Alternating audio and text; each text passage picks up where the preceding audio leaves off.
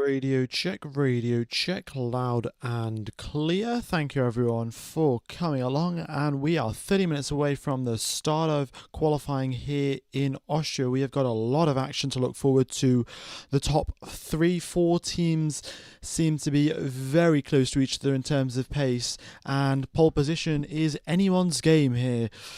So I cannot wait to see what is going to happen. All right, we've already got 800, 900 people tuned into live stream. Thank you everyone for tuning in.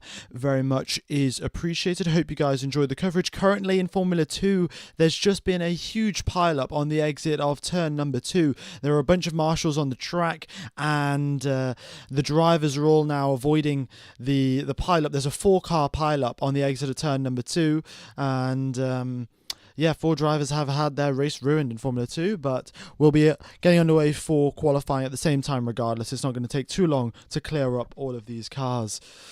Okay. Hamilton said don't expect much changes regarding the new upgrades. He did say that. However, I don't think he expected such a big uplift in performance from the Ferrari team after they dialed in the car overnight.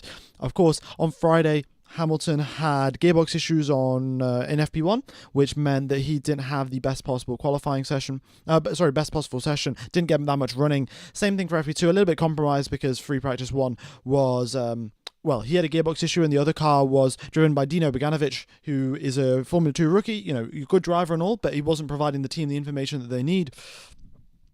So yeah, essentially Hamilton a little bit on the back foot on Friday. The teams worked pretty hard overnight. The test drivers did some driving. I think it was Antonio Giovinazzi who did some sim work, and then yeah, the car feels a lot better today. Charles Leclerc's pace wasn't too shabby, and he's in 4th position at the end of FP3, a quarter of a second back from Lando Norris. So I guess we shall see how it goes. I think Ferrari will be closer. I don't think they'll be the top of the pack or anything like that, but they'll definitely be closer than they were in the past couple of races. Yeah. All right, we have got a couple more things to run through here in Austria.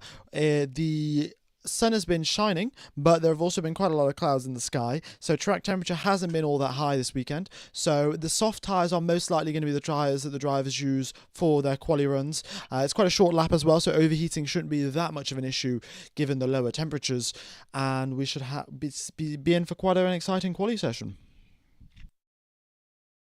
Max wins 5 times here. He has the highest possibility of winning again. Well, yeah, he did win 5 times here, and on often occasions when his car wasn't the fastest car on the grid. He won in 2018. So there is always potential for Verstappen to pull something out of the bag. There aren't that many corners really to make an exceptional lap, but there aren't that many corners there aren't that many places where you can actually gain a lot of lap time. But we'll wait and see what happens.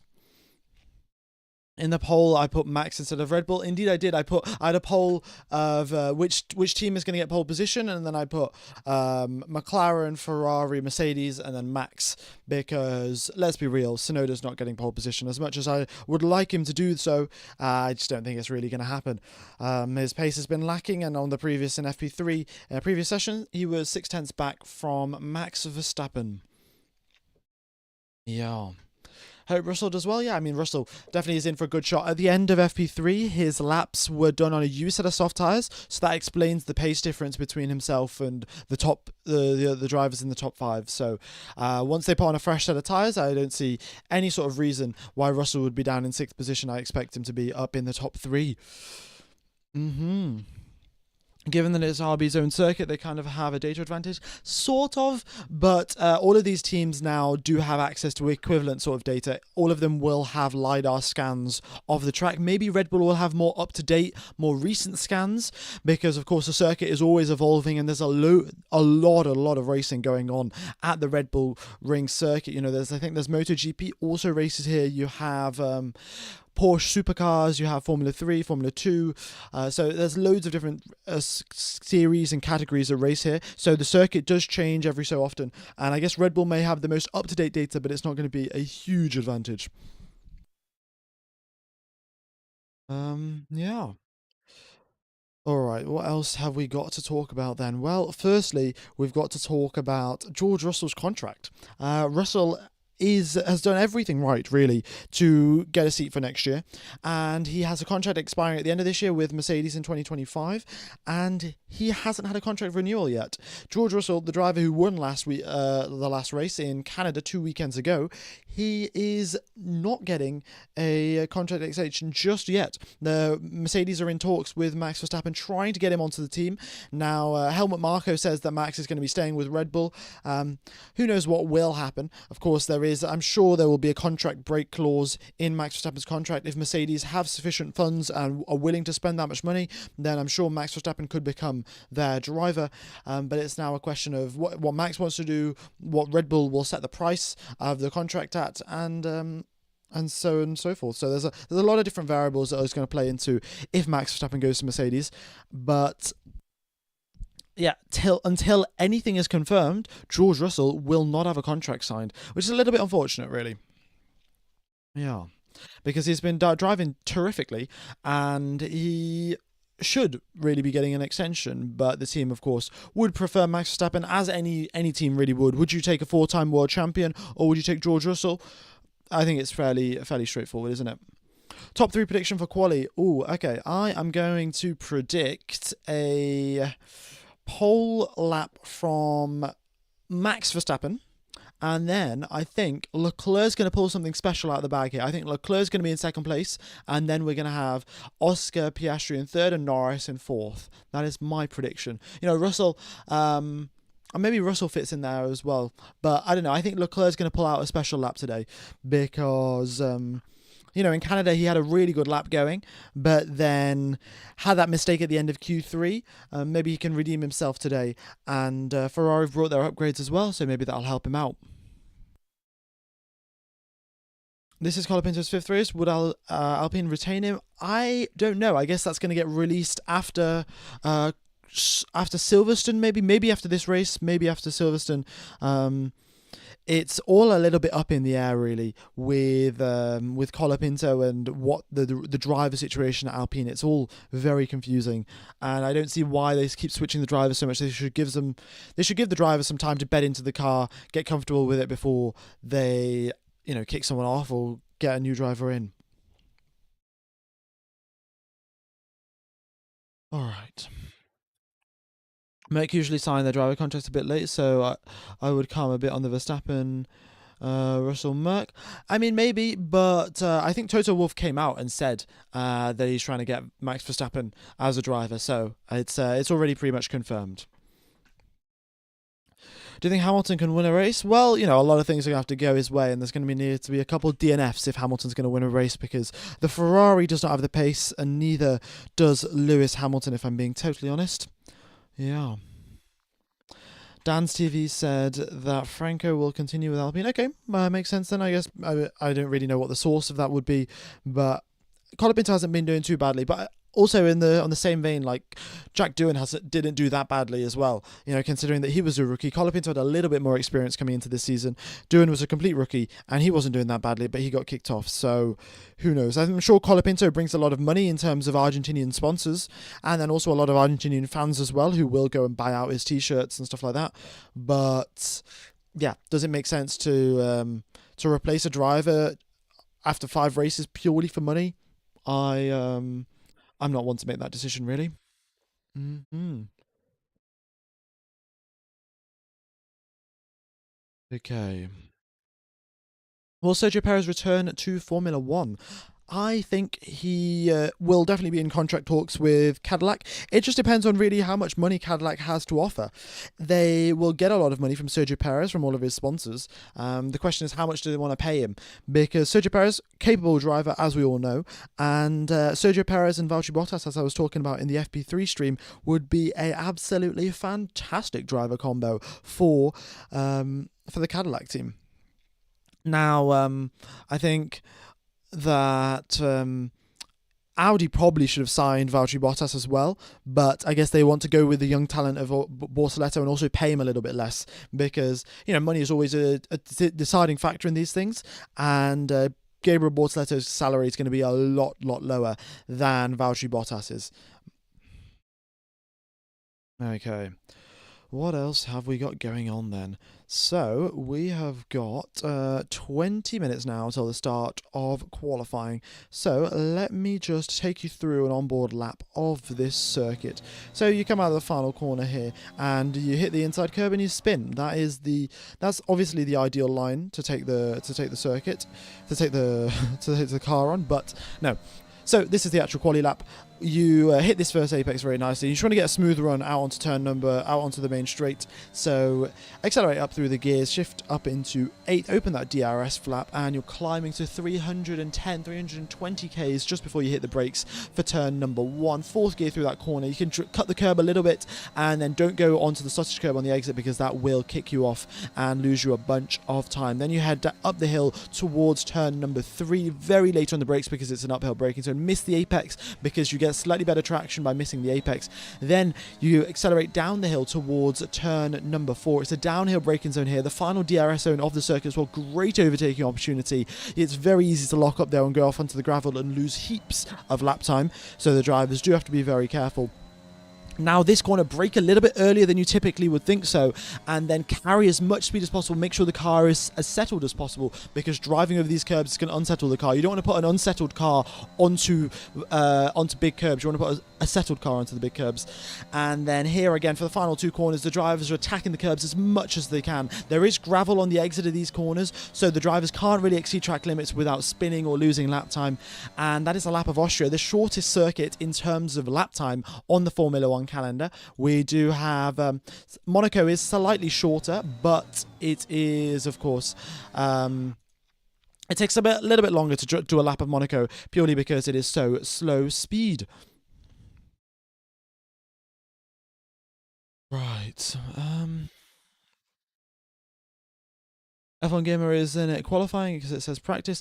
Yeah, it's the qualifying data will come through in about 15 minutes or so, or probably about 10 minutes, and then we'll get the quali data up on the screen. Okay. F1 Gamer, what's your favorite F1 meme? Can you also make a design in a t-shirt for it? Thanks. My favorite meme, I don't really know. I think the Nico Rosberg with the explosion meme is pretty good.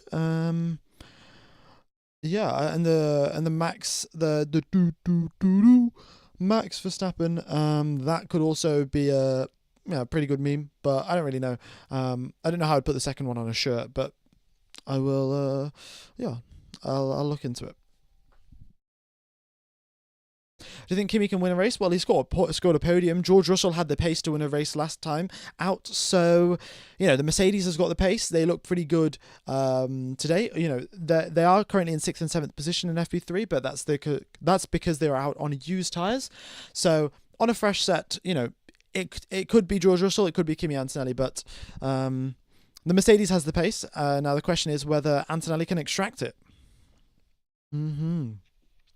If Mercedes got Max, where would Russell go? That is an interesting question, and I was trying to think of an answer in FP3, but I really have no idea where he would go. There is, of course, the option to bring him into Cadillac if Cadillac haven't decided their drivers already, and George Russell has to leave Mercedes, then he could go to Cadillac. It would be a bit of a sort of a step into the unknown, but I guess, does he have any other options really? Ferrari are not going to change Leclerc and Hamilton. McLaren are not going to change Norris and Piastri. Then Red Bull aren't going to bring in George Russell. I mean, maybe they could, but it would make their driver academy just look like a clown show, essentially. They brought in so many drivers from the driver academy, and it's just they haven't produced. Well, they have produced good drivers. Let's be honest. They produced Sainz, the Vettel, Daniel Ricciardo, Verstappen, but in recent couple of years, they haven't actually used the drivers from the driver academy in their main team. They've just had Max Verstappen, who's, of course, a lot older. And the rookie drivers that come into the Red Bull team just score 0 points whatsoever. So, I don't know. Maybe Red Bull. Who knows? Chris, thanks for joining the channel membership. Very much is appreciated, buddy. I hope you enjoy the coverage.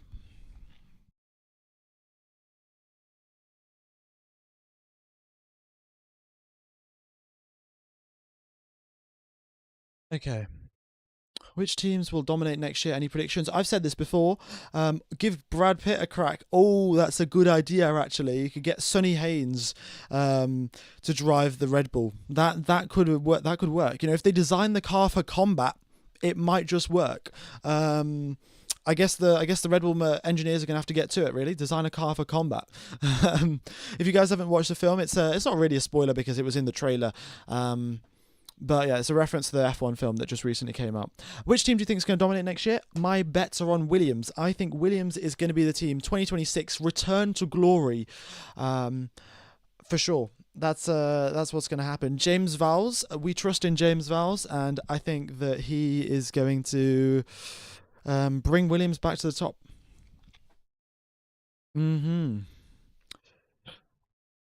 Okay. Let's see.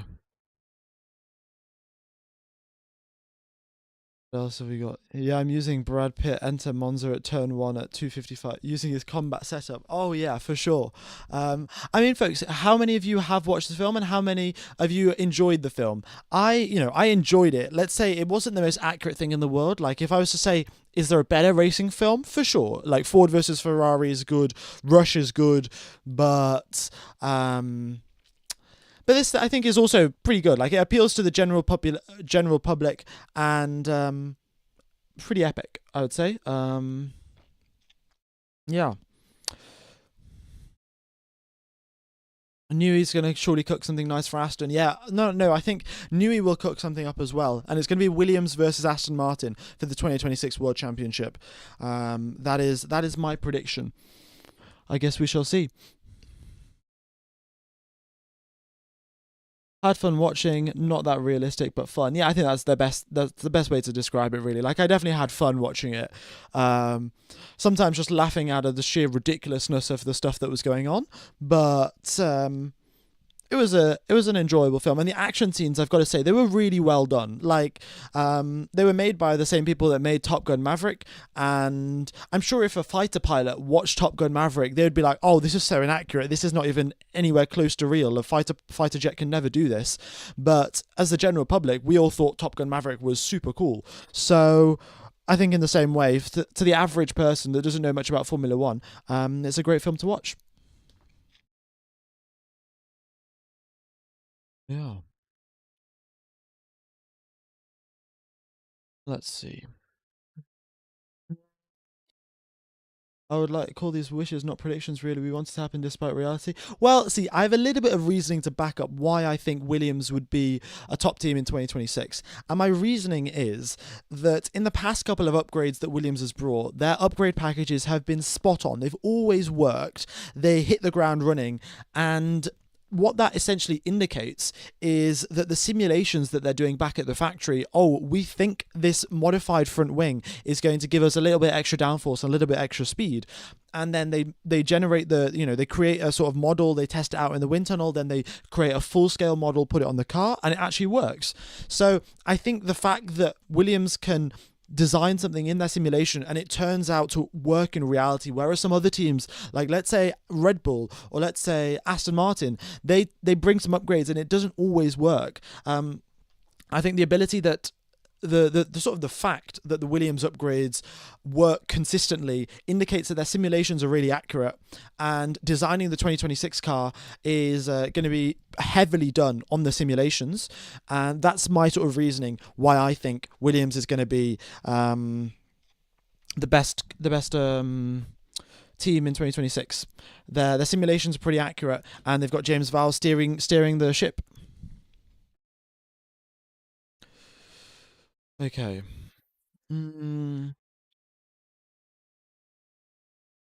Yeah. Is Lando potentially throwing away a World Drivers' Championship? Saw some rumours that he is. Well, I mean, I don't think there's many rumours. I think it's fairly clear to see.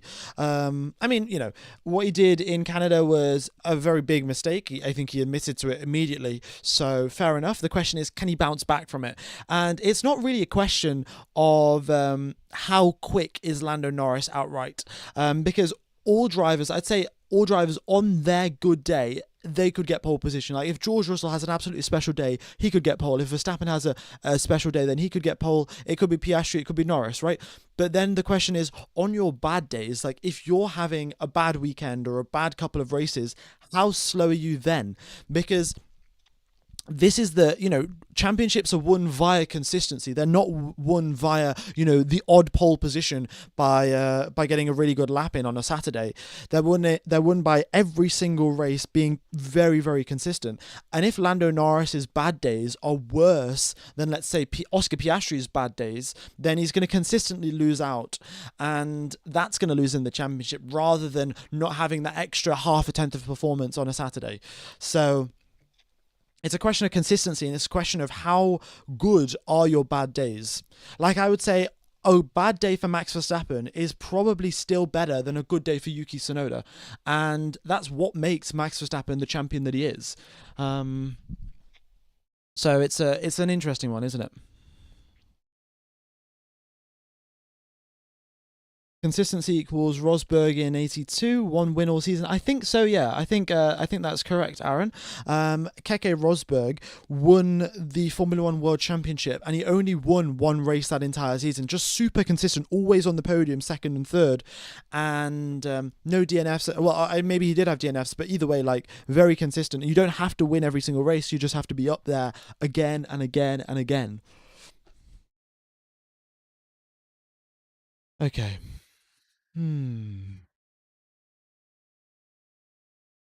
Rosberg also won that championship because of protests and deaths of his competitors. Well, fair enough.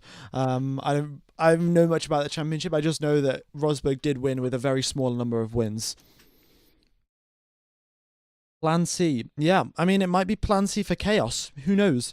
Plan C for chaos might be the way to go for some of these drivers. And another thing to watch out for today, folks. Austria, pretty short circuit. When we have all 20 cars out on the track, it's going to be very crowded, and the chance of drivers blocking each other quite high. So, yeah, firstly, the drivers will have to watch out for that. Their engineers will have to be all on their toes, whoever is coming back 5 seconds behind, 10 seconds behind, watch out. And they'll be over the radio with all of those messages. And the other thing is it's quite a short lap, which means it's difficult to warm up your tyres to the correct temperature. So we'll see maybe some drivers will do some double warm-up laps. And because it is such a short lap, the teams can actually do 3 runs in Q3. The question is, I don't know if they'll have enough tyres to do so, but they do have the capability, if they want to do 3 sets of runs at the end of Q3 rather than just the normal 2 runs that we get at the end of Q3. Yeah. And the other thing here, as you can see, there are 3 super duper long straights, and a toe will gain you a tenth on each one. So a tenth down the first straight, maybe even a tenth and a half down the second straight, and a tenth down the third straight. So huge opportunities for a toe. And I think in a scenario, if Tsunoda got through into Q3, then it would be fairly easy I think it would be fairly straightforward, and it would make sense as well for the Red Bull team to just say, Tsunoda, you're not going to be doing a quick lap, or you will be doing a quick lap, but first you have to give Max a toe. I think there's no other way about it. They're going to have to do that because Max is their only hope of winning the Drivers' Championship, and as we all really know, the Drivers' Championship is a bit more important than the Constructors' Championship. So I guess we'll see if Red Bull do that, but I think they will. Okay, we got 5,000 people tuned into live stream. Thanks everyone for coming along. Be sure to hit the like button. Be sure to subscribe. It really does help out the channel. Hopefully we can hit 174k subs today. We are, 516 subscribers away. So if you guys haven't hit the like button, be sure to do so. Be sure to subscribe. And we're going to go, the like target is 4,000. That's normally what it is for QUALI streams. All right, 6 minutes left on the clock, folks. My review on how I like the F1 movie, I'm going to have to say a 7 out of 10. And I've got to say that it was enjoyable, but not realistic. but very enjoyable. Yeah, very enjoyable, but not realistic. Like, that's what I've got to say. And I think, if you show it to a friend that isn't so into Formula One, they'd be a little bit more interested in watching. So, I think it's well worth giving it a watch. Maybe, don't pay for the cinema ticket, just wait for it to come out on some streaming website, or just wait till it comes out for free on Netflix or whatever, and then watch it then. It's not like a must watch, but if you have some free time, then why not? Do you think Stroll can outperform Alonso this year? Well, Stroll is currently on 18 points. Actually, is Stroll on 18 points? That's his driver number, isn't it? Stroll's number 18, and Alonso's number 14, and I think he's also got 14 points. Let me have a look at the championship standings here, folks. Give me just a second. Stroll is... Stroll's has got 20 points, and Fernando Alonso has got... Oh no, wait, I'm looking at the wrong thing. Stroll has got 14 points and Alonso's got 8. No, so that's wrong. I don't know why I thought they were... Yeah, but Alonso's only 6 points back from Stroll, and the thing is, Alonso hasn't scored any points in the first 8 races of the season. So I think if it continues going at this rate, by the end of the season, Alonso will outscore Stroll. But it's a lot closer than I would have expected, to be honest. I would have expected Alonso to sort of rinse Stroll and just there'll be no sort of competition, but Stroll has been doing pretty well. And also, he's been helped out by the fact that Alonso's had a fair chunk of bad luck as well. Okay. Yeah, Stroll is getting better, maybe. Maybe Alonso's getting slower. We don't really know. Who knows? But I don't think Alonso... Well, maybe he is. Alonso's getting pretty old now. And at some point, you will be past your prime. Oh, qualifying has been delayed, ladies and gentlemen. Apologies here, folks. Qualifying has been delayed because of the Formula 2 crash that happened earlier, about 25 minutes ago. So, the timer that was up down at 3 minutes is now up to 8 minutes. I do apologise for the delay, folks. There was a big pile up at turn number 2, or turn number 3, shall we say, in Formula 2. I'll just give you a quick sort of show of what happened. Let's skip forward. Okay, yeah, so just on the exit of turn number 2 here, the drivers are braking, and then a driver hit this apex and spun, and then there were 3 cars behind him that all drove into the back of him. So that's essentially just what happened. 4 car pile up, and that's why we have a delay at the start of Q1. Also, folks, the tyres that we have today are the C5 for the softs, the C4 for the mediums, and the C3 for the hards. So we don't have the softest of the Pirelli tyres, we have the second softest. Yeah. Okay, I'll take you through the rest of this lap, why not? So you accelerate out of turn number 2, you head down the hill towards turn number 3. In fact, let me just move this over here so you guys can still see the timer.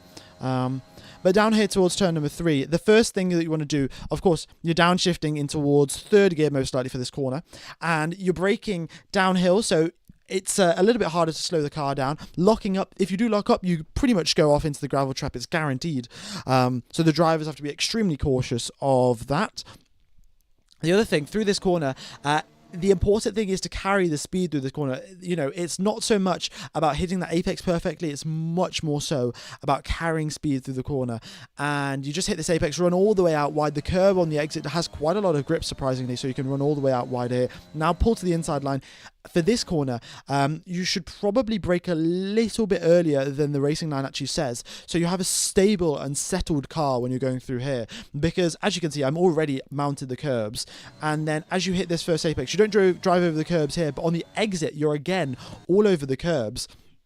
And ideally, the car just wants to be as planted as possible to the ground. So if you brake as late as possible, you sort of lean the car and tilt it forwards, which is a suboptimal position essentially for the car to be in when you're going to hit some more curbs. So ideally brake a little bit earlier, have the car settled as you're going through turn number 6, and then drive over the curbs in a settled car position, or neutral sort of car position. You get a whole bunch of understeer through this corner, especially because your tyres are overheating. It's not going to be so much of an issue. Actually, it will be an issue. Track temperatures are up at 46, 47 degrees now, because the sun has started shining and the clouds have gone away. So yeah, the sun's now baking. The asphalt track temperature's going up, which means that drivers will start getting overheating issues and start getting understeer towards the end of the lap. Again, here now for Rindt corner. This corner is named after Jochen Rindt, who is the only Formula One world champion who got crowned champion after he had died. It was very unfortunate. He died at the Italian Grand Prix, but he had scored enough points at during, you know, before he had his crash and accident to still go on to win the championship. So yeah, that corner was named after him. You brake ever so slightly early, flick the car into 7th gear, and then just turn it right. Because you brake and you sort of tilt the car forward, you're applying a little bit more load to the front tyres, which gives you that bite of grip that you need. Right at the end of the lap, you know, your tyres are overheating, you're understeering. But if you can time the brake and the turn in perfectly, then you can have load transferred onto your front tyres, and then also you start turning, which reduces your understeer essentially. You hit this first apex nicely, over the curbs you go. You want to run as far out as wide as possible. I probably undershot this corner actually on the lap that I'm recording here. And then for the final corner, take as much entry curb as you possibly can. For the drivers, when they're sat down in the cockpit, they can't actually see this corner, so they kind of just have to go off reference points, drive through there very cautiously. Well, not really cautiously, I guess they're on a quali lap. They go maximum attack, final corner, essentially. Don't hit the inside sausage curve there, because if you do, you will spin. And then you just drive out on the 5th gear, foot flat to the floor. Verstappen was complaining about some snapping issues on the exit of the final corner, and Alonso spun there in FP1. But apart from that, all of the other drivers haven't been having too much issues apart from understeer. Understeer is just the biggest issue on the last corner. But that is a lap of Austria, folks. We are 4 minutes away from the start of the session.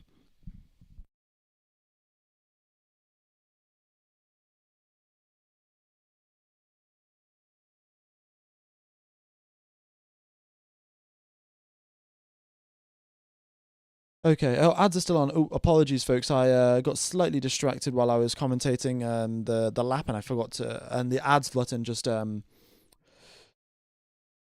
apologies there, folks. Yeah, I will. Yeah, I just forgot to press it while I was commentating. Basically, the YouTube thing is I can't just turn it off. I have to keep pressing the block ad button every 10 minutes to stop it from appearing. And I was too focused on commentating the quali lap to press the button. So I do apologize. Hopefully, no more ads for the rest of the stream. Okay, we've got 7,000, 8,000 people tuned into the live stream. Thanks everyone for coming along. We are in for a fantastic qualifying session this today. Like, there's just going to be so much action from start to finish, because everyone is just going to be so close together. There's no idea who's going to be getting pole position. You know, 50% of you think that it's going to be the McLarens, 50% of 25% think Max Verstappen, and then the rest of you think it's either going to be the Ferraris or the Mercs. But who knows who knows it's going to be? Yeah. All right. It all really depends on who can pull out that great lap and who can get a tow as well. The other thing, 0.3 of lap time for free if you can get a tow. So it's all now down to the drivers, the teams, the engineers to get that tow sorted out, and who knows who will end up on pole position. Let me know what you think. But I'm personally thinking that. Yeah, what did I say my prediction earlier? I said Verstappen's going to get pole because he's won here 5 times before. So he's going to pull out a special lap. And then Leclerc in second place, because why not? You know, Ferrari fans can be delusional. As Seb Vettel once said, everyone's a Ferrari fan, even if they say they're not. So Charles Leclerc in second place. And then I think I said Piastri in third. That's my top 3. Okay. So here we go then, 1 minute and 50 seconds left on the clock. We had a little bit of a delay for the start of quali because of a crash in Formula 2, but now that has been successfully cleared up. The fans are ready and waiting. All the drivers are sat in their cars. They got their helmets and balaclavas on, ready for the green light at the end of the pit lane to get underway for some qualifying here, ladies and gents. Okay. Piastri, Verstappen, Norris. Yeah, I mean, Piastri, Verstappen, Norris, or Piastri, Norris, Verstappen, or some combination of those 2 drivers is probably a much more realistic bet. But, you know, why not predict something interesting? Mm-hmm. I don't know what drivers were involved in the F2 crash, unfortunately. I do apologise. I haven't kept fully up to date with the Formula 2. So, yeah. I think you'll find it on the replay though. It'll come out on the F1 app pretty quickly. Nobody got injured. Everyone was all good. It was just a 4-car pileup. It was very slow speed on the exit turn number 2. The Formula 2 cars there are going about 50 k's an hour or something, which crashing at 50 k's an hour for the average person is quite major. But for Formula 2 cars and for Formula 2 drivers, it's not a real big problem. Okay. Mm-hmm. Seriously rooting for Yuki today. Yeah, I mean, I'd love to see Yuki get through into Q3. Might be one of his best chances here. It's a fairly simple, straightforward circuit. I mean, there are of course complexities in every corner. You've got uphill braking, you've got bumps on the entries to some corners. You'll have severe understeer on others, but I think Yuki Tsunoda could pull out a good quali lap today and make it through into Q3. Valtteri's Cadillac. I mean, there was I think Valtteri Bottas posted something. About some Cadillac car, just like a general Cadillac, like a road car or something. But he posted something about that, and maybe he'll be driving for Cadillac. But ladies and gentlemen, the timer has gone to 0. The green light is on, and we have the pit lane open. The Astons are going to be the first cars, I think, coming out onto the track. Oh no, never mind. I think we're having someone else make their way out first. It's going to be Alex Albon, then we got Stroll behind him, then we got Fernando Alonso, all coming out onto the circuit. 17 minutes and 40 seconds of this session to go. We'll have 15 minutes for Q2 and 12 minutes for Q3, ladies and gentlemen.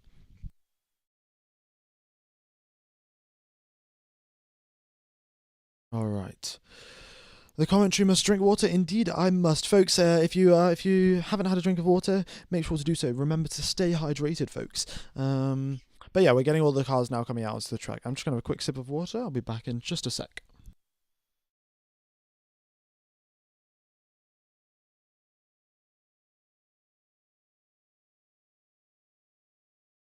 All right. The other thing, no chance of rain today, folks, because yeah, well, the forecast says so. And the other thing was the forecast yesterday was saying, oh, there's a small chance of a thunderstorm, and then that chance has now gone to 0. So normally when the forecast changes from rain to no rain, it's definitely not going to have any rain. Yeah. Yeah, and if I'm watching the footage, it's blue skies out in Spielberg. Of course, Spielberg named after Steven Spielberg, the movie director, of course. Yeah, yeah. But sunny skies out in Austria, and we have got track temperatures rising up to 48 degrees Celsius, the hottest that we've had all weekend long, sorry, and air temperature up to 27 degrees. Okay. The other thing that I was going to say is, if you do want to watch the coverage and don't want to pay, the $30, $40 a month, whatever it is, for Sky Sports or ESPN in your region, what you can do is get, for $2 a month, get Surfshark VPN. There's a link in the description. You join an Austrian VPN server. You go onto Google, you search ORF, and then you can watch Formula 1 for free. The only thing you have to pay for is Surfshark VPN. So go ahead and check that out. We've got around 300 or so people using it on the channel right now, so it does work. And the commentary is in German, so if you don't understand German, you just mute the coverage and you listen to mine, but you can actually still watch the cars going around the track. Yeah, that's Surfshark VPN. I'm sponsored by them, so I have to say this every so often, but that's the end of that. And now all eyes onto qualifying, ladies and gentlemen. All right, so we have got the fastest first sector from Lance Stroll so far, a 16.6 from him in the first sector, going ever so slightly quicker than Albon, Sainz and Fernando Alonso. So Albon, first car across the line, a 106.015, and then we have Lance Stroll coming across the line. He goes ever so slightly slower than Albon. Then we've got Alonso and Sainz next up in the queue. All right. right. Last year's pole time was a 1 minute 4.314, so we are around 2 seconds away from last year's pole time. However, what we saw in FP3 was that Norris and Piastri were getting really close to last year's pole time. However, that was with the cooler track conditions, which means the drivers can push a little bit more. With these hotter conditions, I expect the lap times to slow down a little bit. So maybe we'll get close to last year's pole, maybe we won't. It will depend on the sunshine and the clouds. All right, Esteban Ocon across the line. He goes up into first position. Gasly comes across the line, 5th place for him. He goes quicker than Ollie Behrman. Franco Colapinto now comes across the line. It is 7th position for him. And I think Fernando Alonso aborted his lap. Alonso, must have made a mistake going through the final sector, aborted his lap directly into the pits. And we have no lap time on the leaderboard from the Spaniard. Alright, Hülkenberg and Bortoleto start their flying laps. We've got 13 minutes left on the clock, and the McLarens are now making their way out onto the grid, and so is Max Verstappen. Oh, not onto the grid, sorry, onto the track. Alright, so here we go then. The McLarens, the big guns, are coming out onto the track. And we'll keep an eye out on Hülkenberg and Bortoleto and see what they can do. But all of the Red Bulls, the McLarens now, what they'll be doing is they'll be following their warm-up procedure. They will have experimented with different types of warm-up laps. They will have decided, oh, maybe we'll push down this straight, we'll warm up our brakes at this corner. And they would have tried a different combination of things throughout free practice 1 and 2 and 3. And now they've decided on a final warm-up procedure. They'll be carrying that out on this lap before they start their full-on hot lap. All right, Nico Hülkenberg, purple in the first sector. Very nice. 2.25 of a second quicker than the competition in the first sector. Really good there. If we look at pole positions between Piastri and Norris, Oscar Piastri has got 4 pole positions. Lando Norris, only 2 to his name. Goes up into first position, does Nico Hülkenberg, and first position for him, and he is half a tenth quicker than Ocon. Bortoleto goes 1/10 back from his teammate. Really good job from Bortoleto. Must say, underrated rookie of the year for sure. He is delivering again and again, and he's really not that far behind Hülkenberg. All right, we've got Verstappen start coming across the line to start a flying lap. Same thing can be said for Norris, and then we got Piastri, Leclerc, Hamilton, Tsunoda next up in the queue. The Williams are making their way out onto the track, and so are the Mercedes. Verstappen getting a nice little tow here from Kimi Antonelli as well.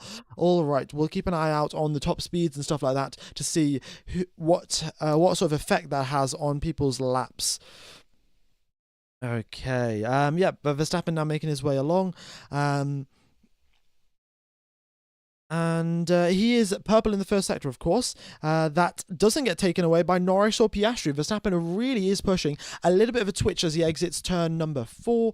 And then down the hill towards turn number 6 and 7. Looking really good here. 5G of lateral loading as he goes through turns number 6 and 7. And now he's getting a little bit of a draft from the driver ahead of him. He gets out of the way. Verstappen brakes, flicks the car to the right, foot flat to the floor. And then he's just got the final corner left. Stays well within track limits, and DRS open across the line he goes. It is first position for Max Verstappen, half a second clear of Nico Hülkenberg. Lando Norris purple in the second and third sectors. He goes half a second ahead of Max Verstappen. Incredible lap by Lando, but I do have to say Verstappen was not pushing that hard on his quali lap. You could tell just by the steering inputs and the way that he was getting onto the throttle, it was not the biggest attack that we've ever seen from Max. So there's still more lap time left in the bank for him. Charles Leclerc up into third place for him as well. Nicely done. And he is 7/10 back from Lando Norris. Piastri has to back out of his lap. Looks like he made a mistake in the finals. Oh, he made a mistake in the middle sector, actually. And he's got to retry. Hamilton, though, improves up into third place. And he goes ahead of his teammate Charles Leclerc. Tsunoda up into 5th position as well. He's only 3/10 off the back of Max Verstappen. So pretty good going. Now we've got Antonelli and Russell on some hot laps as well. Isaac Hadjar across the line. 4th place for him. He goes ahead of Yuki Tsunoda. I mean, this is typical Red Bull behavior, Red Bull and Racing Bull behavior. Hadjar ahead of Tsunoda, and let's see what Liam Lawson can do. He comes across the line. He's in 7th position, place back from Tsunoda. Antonelli, 320Ks through the speed trap. It looks like he got a toe down the back straight. Here he comes across the line, 4th place for Kimi Antonelli. Top 5 positions are by 5 different cars. Here comes George Russell. What can he do? Across the line he comes, and it's 7th position. Antonelli beats George Russell, and look at that gap, ladies and gentlemen. 4th position to 7th position, or 4th position to 8th position, all within the space of 1/10 of a second. It is super duper close here in Austria. We've got Sainz and Albon left on their flying laps. Let's see what Carlos Sainz can do. Alright, across the line comes Carlos Sainz, 13th place unfortunately. He did not have a good lap there, a 1 minute 5.88, and the same thing for Alex Albon. What is going on with the Williams? This was meant to be a good circuit for them in the quali sim pace. They seem to be ever so slightly slower than the Aston Martins, and, well, they are. They're slightly quicker or slightly slower than the Astons. They're right on par with them, but somehow the Saubers and the Racing Bulls and Esteban Ocon have just leapfrogged them in performance overnight. I don't know how that's happened, but pretty good going from the other teams, and Aston and Williams have got a lot of work to do. Alright folks, we've got 17,000 people tuning into the live stream. That is incredible, folks. Thanks everyone for tuning in. If you could hit the like button, it really does help out the channel, would very much be appreciated. And I look forward to commentating to you guys for the race tomorrow. It's going to be an absolutely mega race, just given how close this quali is, apart from, of course, Lando Norris, with that 4/10 of a second gap at the front. He's really been attacking from the outset.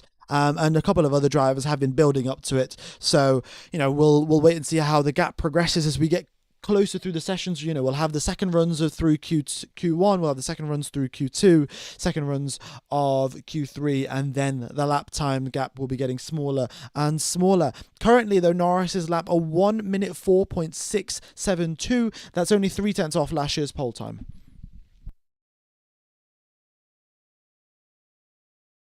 Okay, is Piastri on another lap? By the looks of it, he had a pretty bad first sector, but he improves. Oh my goodness me, what a second and third sector. It goes up into second place, and he goes 3/10 back from Lando Norris, 1/10 ahead of Max Verstappen. Great lap from Piastri. This is also on a used set of tyres. You have to take that into account. He did about half a hot lap before having to back out of it because he made a mistake. Gasly improves up into 6th. Great lap there from Pierre Gasly, and now we've got Colapinto as well coming across line. Currently in 20th position as Colapinto improves up into 12th, but his teammate is up in 6th, so a very big gap between those two drivers. I say a very big gap, but in terms of pure lap time, it's only, what, 2.5 tenths, so a quarter of a second gap between Gasly and Colapinto, but that makes the difference between 6th position and 12th position huge. Norris is doing better today. I mean, yeah, Norris is having some... yeah, really good improvements. He's looking to bounce back, really. You know, he had a bad race in Canada. Everyone knows he had a bad race.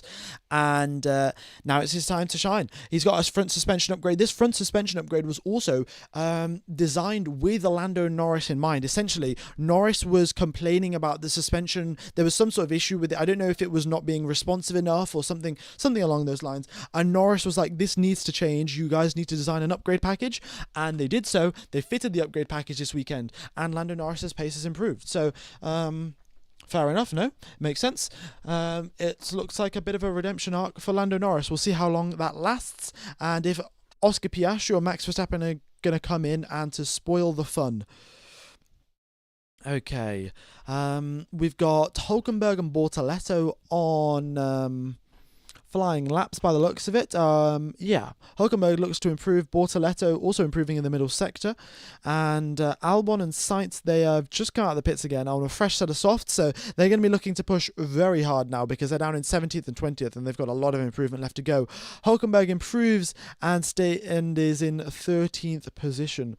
Let's see what Bortoletto can do. Bortoletto, oh my goodness me, what a lap from Bortoletto. 5th position. And wow, just how has he done that? He's on a used set of tyres as well, and the gap as well. He's only 3/10 quicker than his teammate, which he gained pretty much all of that time in the middle sector, and the gap is from 5th position to 14th position. Wow. This is what I'm saying, ladies and gentlemen. You can hook together a perfect lap and you can propel yourselves up an extra 5 positions, 10 positions. Possibilities are endless. You've just got to hook the lap up. All right. 5 minutes left on the clock. Here we go. Yeah. All right, we'll have Albon and Sainz doing their laps. Albon 319 k's down the through the speed trap, and Sainz 317 k's through the speed traps. The quickest that we've seen is 320 of Kimi Antonelli when he got a little bit of a tow. George Russell 319. So it looks like Mercs are running pretty slim downforce packages as well. Sainz improves across to 14th. Albon, however, purple middle sector across the line. What can he do? Can he hold it together in the final sector? Yes, he can. 5th position for Alex Albon. Oh my goodness me. Again, just the gap between Albon and Sainz is as big as the gap from Bortoleto to Hulkenberg. Albon is really cooking. And what a close quali session. The gap between first and second position is 1.2 first and last position, sorry, is 1.2 seconds. The gap between second and last position is only 9/10. Wow. Albon has done a fantastic job. Yeah, the green tractor is now the Aston Martins. Yeah, Aston Martin brought some upgrades in Imola. They worked pretty well in Imola. They worked pretty well at the next couple of races, and their pace has just gone back to square one again. I don't know. I don't know what's going on, but I would like to see Fernando Alonso in the points. Albon comes over the radio saying check the floor for damage. I suspect that's because he's been driving over the curbs a little bit too harshly. It's something that you have to do really around here in Austria. If you want to gain as much lap time as physically possible, you got to take the curbs and you got to risk damaging the car. You won't be doing that in the race. In the race, it's just far too risky and you could lose so much performance for very little benefit. Whereas in quali, the risk isn't that high. If you damage the floor, you can replace the parts for tomorrow. But, you know, if you have a bad quali lap, then you're going to end up down in 15th position rather than 5th. Why is the top 4 going out? The top 4's going out because it's really close. That's all it is, really. As we've seen just now, anyone can put together a really good lap and then put other drivers at risk of getting knocked out. And the other thing is the teams, they don't have to go out on a fresh set. They're going out on a used set of tyres here, and they're just getting the drivers a little bit more time in the car, a little bit more time doing quali laps, getting them more in the zone for quali, and let's wait and see what happens. But Albon, they're second fastest in the first sector, and he goes fastest in the middle sector. In the final sector, it's dominated by the McLaren, you know, Piastri and Norris, where you've got the high-speed corners, and the McLaren really excels there, but apart from that, we are having a good mix of drivers up in the top 10. Need a Lambo tractor. Indeed, Lamborghini, of course, created after... I mean, the person who created Lamborghini originally manufactured tractors or something like that. I think he had a problem with a Ferrari clutch and was like, oh, you should use a clutch from a tractor. It works really well. And Enzo Ferrari was having none of it. And then Lamborghini was born. Here comes Lando Norris. Does not improve on his previous lap. He was purple in the middle sector, and he takes that away from Alex Albon. But he does not improve in the final sector where he needs his tyres the most, and ends up staying in first, though. Liam Lawson, take a bow. Oh my god, 3rd place for Liam Lawson, ahead of Max Verstappen. What? Wow. Yeah, I don't really even know what to say. I don't think he even got a tow as well. He was at 316 k's through the speed trap. It wasn't like he got a mega tow or anything like that, just outright pace. Really good going. Wow. All right. Let's see who's out on a fresh set. So we've got most drivers out on a fresh set, actually, apart from Gasly, Leclerc, Albon, Hamilton, Verstappen, Lawson. Lawson's out on a fresh set, Piastri and Norris. So the drivers sort of in the top 10, top 7, they're out on old tyres, and everyone else is out on a fresh set. Bar Pierre Gasly, who for whatever reason is out on an old set of softs. He might live to regret that one. Verstappen quickest through the speed trap, 321 k's. Looks like he got a tow off Liam Lawson, and I'm sure that would be. I'm sure Helmut Marko would look on that very fondly. Alonso improves up into 8th position. We've got Antonelli starting a flying lap. Yuki Tsunoda he improves at 17th position. Ladies and gentlemen, is that Yuki Tsunoda knocked out of qualifying? He's in 17th position in the Red Bull, and there's 30 seconds left on the clock. He can't start another lap, and he's just done a hot lap. That is it. Oh my god, F in the chat here for Yuki Tsunoda. That is him eliminated by the looks of it, unless he's doing a double hot lap, which he's not because all of his sectors are yellow.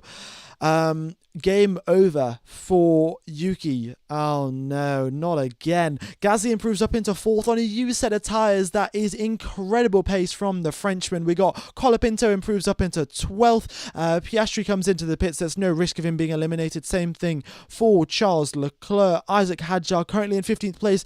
At risk of being eliminated, Antonelli and Russell also getting pretty close to the elimination zone. Hadjar up into 5th. The Racing Bulls are doing better than the Red Bulls at the Red Bull Ring. What is going on? I have no idea. Borsaletto improves up into 8th position.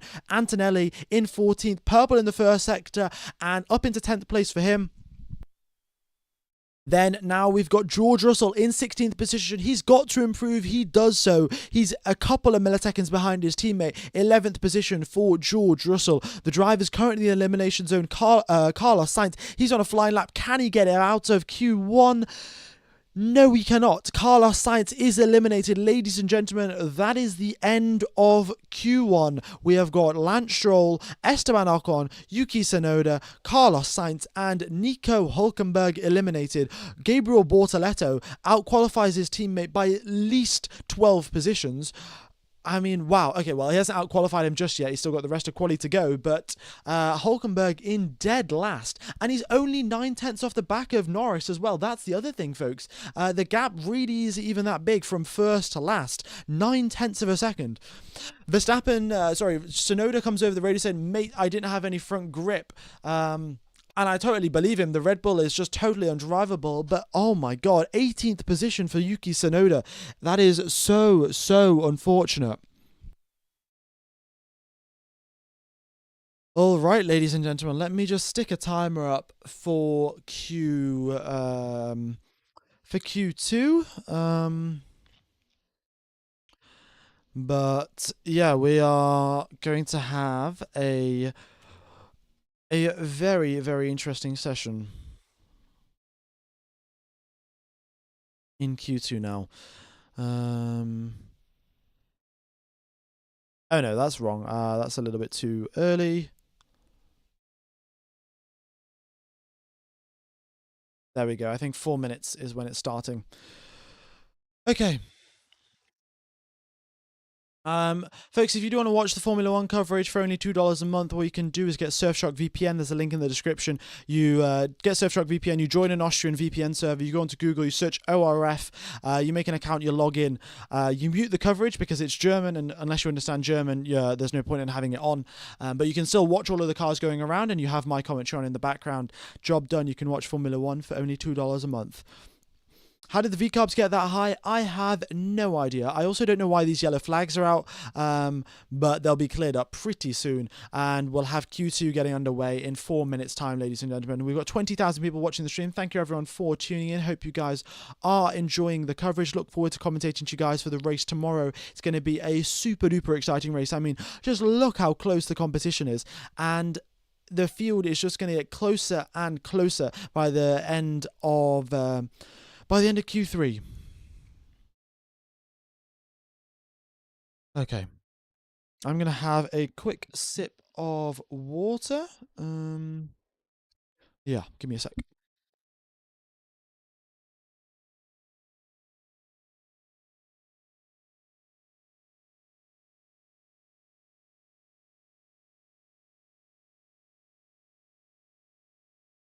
How do I get Surfshark in the UK? You just click on the link in the description, and it should work. All right. Yeah.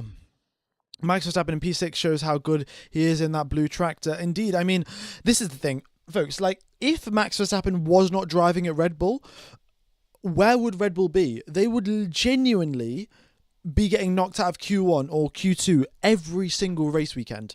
There's no other way to put it. Like, that Red Bull would go from a top team that is potentially looking to win the World Championship, win the Drivers' World Championship, right down into getting knocked out of Q1, getting knocked out of Q2 every single race. I mean, that's just the biggest downfall that you've ever really seen. You might they genuinely should recall it Red Bull Max Verstappen Racing. Like, calling it Red Bull Racing is just a little bit unfair.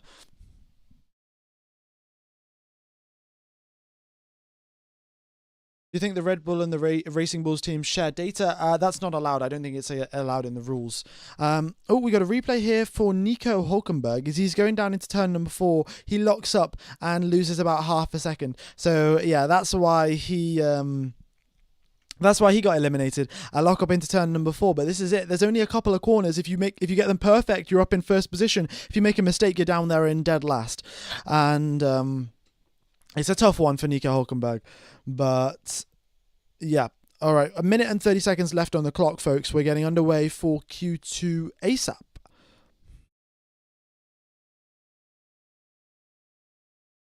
It's not allowed on the outside, but you don't know the inside. Oh yeah, for sure. I don't know the inside. However, I guess we could find out. Maybe get some contacts in Formula One. Guess we'll have to see. Will Franz Hermann replace Tsunoda? Who knows? Yeah, I think I'm going to make a Franz Hermann t-shirt as well. I'm going to make a Max Verstappen t-shirt for sure, obviously.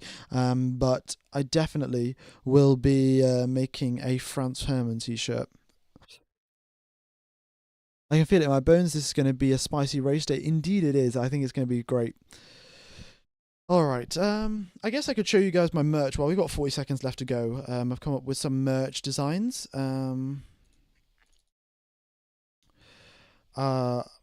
Yeah, I'll just show you quickly. So this is the Max Verstappen t-shirt. Well, it's not the t-shirt. This is the design that would go on the back of a t-shirt. However, I could easily change the text from Max Verstappen to Franz Hermann. That would be pretty good. And then the other design is this. This is the Imola t-shirt. This would go on the back of a black t-shirt. I think it would be pretty cool. So do let me know what you think of the merch. I've already showed quite a lot of people in the free practice streams, but we've got a lot more people. We've got double the people that we have normally on the free practice streams watching. So yeah, let me know, guys, what you think. Yeah, all right. But let me get rid of this. And qualifying is getting underway. The countdown timer has gone to 0, and we've got Charles Leclerc, first driver, out onto the track. Who do I support? I support Seb Vettel, folks. Yeah, Seb Vettel is my favourite driver, so not much else really.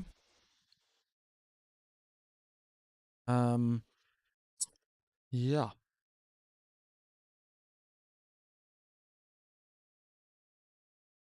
Alrighty then.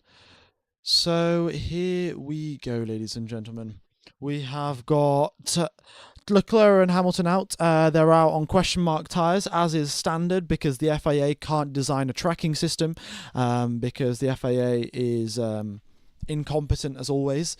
Then we have Albon out, also on question mark tyres, and then we'll get hopefully some information on the other drivers, on what tyres they're using. The blue marks is the drivers coming in and out of the pit lane. So yeah, this is Hamilton's just come out of the pit lane, so the first couple of sectors here are blue to indicate he was in the pit lane. And if he was going into the pit lane, these final couple of sectors here would be blue. Yeah.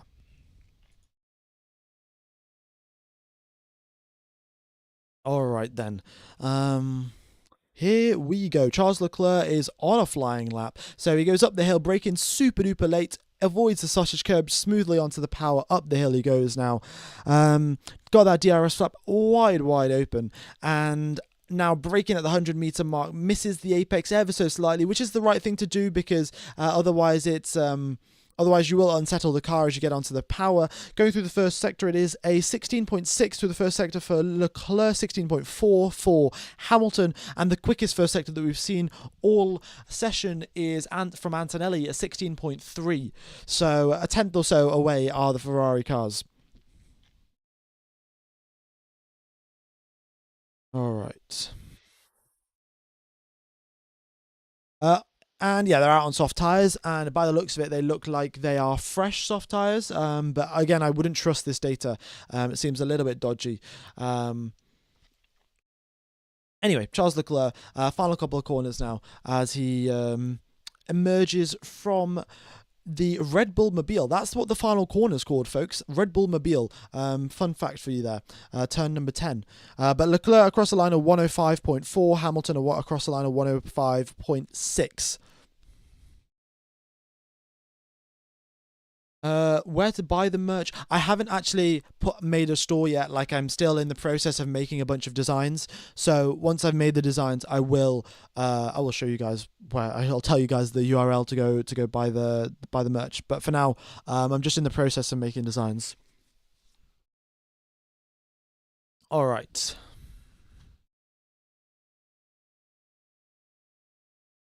Yeah, Albon 106.0, so still some lap time improvement from Alex Albon needed. Alright, with 11 minutes left on the clock now, we're going to have the rest of the cars come out. They're most likely just going to do two runs. Here in Austria, we have sufficient time to do 3 runs in 12 minutes because the track is so short and the lap times are so small. But yeah, the teams are opting for their normal strategy of doing 2 runs in Q2, and that's purely because they just don't have a huge amount of tyres available to them. Pirelli, of course, I think only give out 13 sets of tyres or maybe 11 sets of tyres for the weekend, so they've got to be fairly careful on where they use them.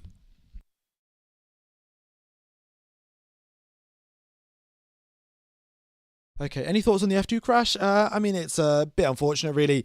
The drivers probably should slow down a little bit more for the yellow flag, but it is what it is. There's a bit of a big pile up. Anyone that doesn't know, on the exit of turn number 2, one driver spun on the exit of turn number 3, sorry, like the hairpin, and essentially spun and just stopped on the circuit, and then there was a yellow flag waving, and some cars behind him came and crashed into him. Yeah, bit unfortunate, but track's pretty narrow. They didn't see the driver coming. It happens. Red Bull Ring is the shortest on the calendar. It is not. Monaco is technically shorter in terms of length, but in terms of lap time, Red Bull Ring is the shortest lap on the calendar. Okay. Yeah, everyone now coming out onto the track. It looks like Isaac Hadjar's going to be the first one to start his flying lap. And let's see what he can do. Here he comes, and is he going to get a toe off anyone? Not off Russell, and Antonelli's too far up the road. But maybe on the exit of turn number 2, he could get one off Antonelli. It really depends on how quickly Antonelli's driving. Oh no, Antonelli gets out of the way beforehand. Doesn't give his fellow rookie a toe down the straight. Hadjar, though, a 10th down on Leclerc's first sector time. Okay. Yeah. And we'll see what Hadjar and Lawson can do, and if they end up out qualifying Max Verstappen. I don't think that's going to happen, but it would be pretty funny, to be honest, at the Red Bull Ring if the Racing Bulls were quicker than the Red Bull team themselves. Ferrari's agonizingly slow. Yeah, I mean, they did bring upgrades this weekend. I also do think Ferrari did do their first laps on used tyres, so that's why their lap times were slower. It would make no sense for them to go out on a fresh set at the start of Q2, especially when they were going to do 2 more runs. So yeah, I don't count out Ferrari just yet. They're now out on an actual fresh set of tyres, so we'll see what their real pace is like. Hadjar, though, improves. He splits the 2 Ferraris at 105.5, and Lawson improves even better than that at 105.2, so he goes a quarter of a second quicker than his teammate. Bortoletto, a bit of a bad lap from him on this occasion, a 106.1.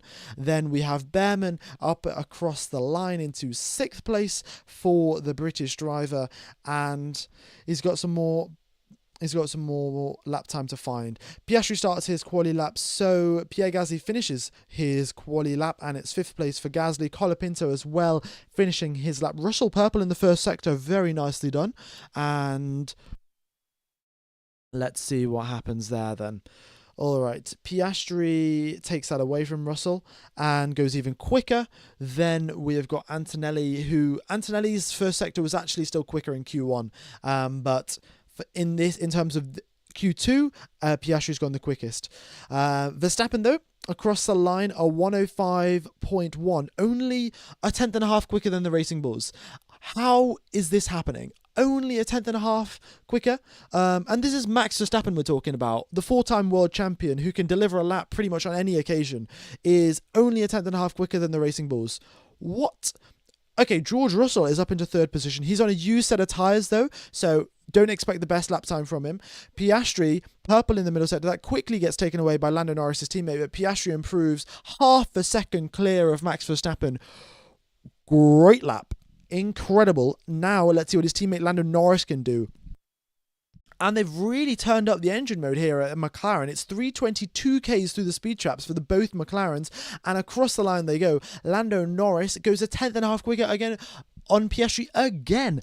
Lando Norris seems to have the upper hand for this session at least. We've got the Ferraris now on fresh tyres. What can they do? Charles Leclerc improves. Third place for him. He's still half a second back from Lando Norris. Lewis Hamilton also half a second back, and the gap between the two Ferrari drivers is now only a couple of milliseconds. It is a McLaren 1-2, Ferrari 3-4, Red Bull down in 5th position, and Mercedes yet to do laps on fresh tyres.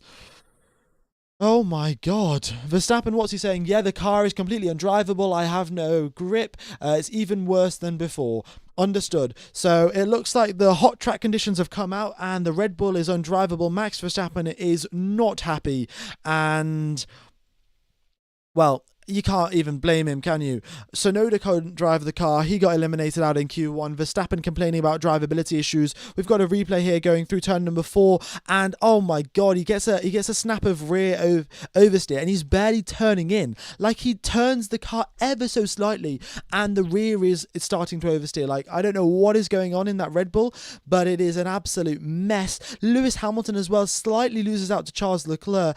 He was driving over the... Oh, what? Red flag? What? There's a red flag because there's a little bit of grass on the track. I mean, okay, FIA, sure. Yeah, there's just some grass on the track, and they've called a red flag for that. I mean, interesting from the FIA. Basically, yeah, Hamilton just wasn't paying attention when he exited the final corner. He was too busy looking ahead at Charles Leclerc. Than paying attention where his car was by the looks of it. And, well, he was trying to minimize the distance. He was minimize the amount of steering input on his car as well. But, yeah, he essentially drove over a little bit of the grass and has caused a red flag. It's Plan C for chaos, ladies and gentlemen. Plan C for chaos here down at Ferrari. Yeah, Albon was on a good lap as well, and now he's had to abort it. So, yeah, ruined Albon's lap. But there's 5 minutes left on the clock, which means that once the session resumes, the driver's going to sit in the garage for a bit and then go out right at the end of the session.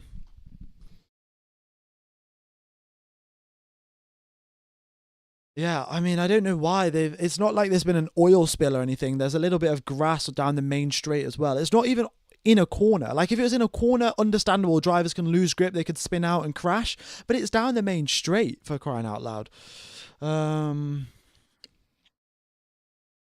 The grass is on fire. Oh, the grass is on fire. Okay. I mean, they have not shown that on the TV broadcast, so I don't know what the broadcast is doing or what the people down at Sky Sports are doing or the TV directors, but I'd like to see some fire on some grass on fire then.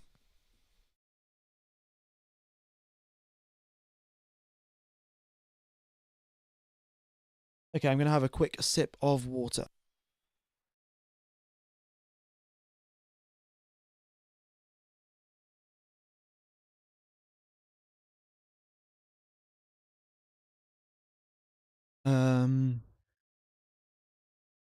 They did show it. Oh, maybe they did. Okay, well, maybe they did, and I just wasn't paying attention.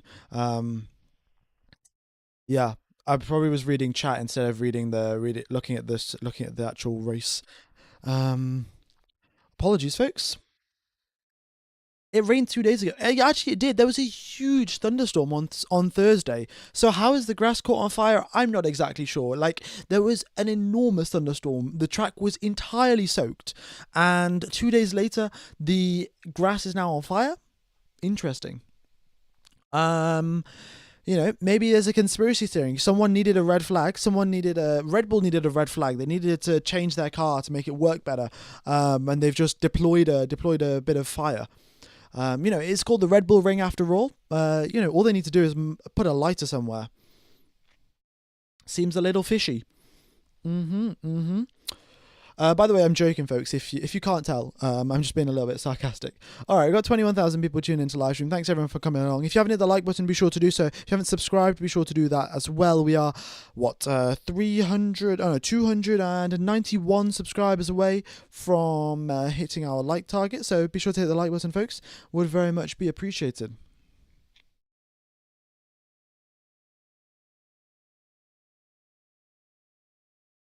Okay. Q2 is going to resume in 4 minutes. What? 4 minutes? What? The FIA, why is it taking so long to put out a grass fire? Right, let me just put the timer up on the screen.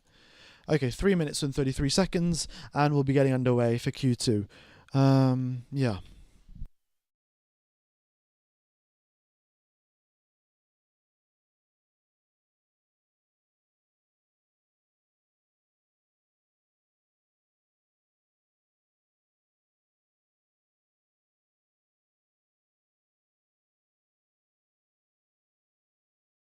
Okay.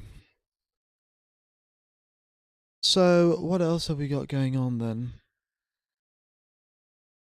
How did Kimi get fastest in the first sector? He must have got a toe, I think. There's no other way that I can really think about it. Because, well, to be fair, the Mercs are pretty quick. Look at that through the speed trap. 321 Ks for the Mercs there, and 320 for Russell, 321 for Antonelli. So they do have pace down the straights. But I think he must have also got a bit of a helping hand from someone in the form of a toe. Yeah, track is clear now, so 2 minutes now till we get underway for Q2. I don't know why. If the track's clear, surely we could just go now, but it is what it is. Definitely beating Lash's pole time, only a 10th off in Q2 already. Yeah, we're really not that far off Lash's pole time. It depends though. If the track conditions get hotter, then it'll be harder to get to beat Lash's pole time. But track temperatures have dropped. I mean, they've only dropped 1 degree, but they've dropped a little bit. What is your sub goal for the end of the season? My sub goal for the end of the season, hopefully 200k. The channel was growing at a ridiculous rate at the start of the season. Like we were gaining like 4,000 subscribers every race or something. Like it was wild. But now I think I've come to realize that like there aren't actually that many people that watch Formula One on YouTube, sort of like via these live streams. So I think I'm actually hitting a limit of the number of people that actually watch like commentary streams on YouTube. So maybe I'll hit 200k, maybe not. I guess we'll have to see. But yeah, I've run out of people to basically subscribe to my channel. I'm sure if I made some videos, it would be quite easy to hit 200k. So I might do that.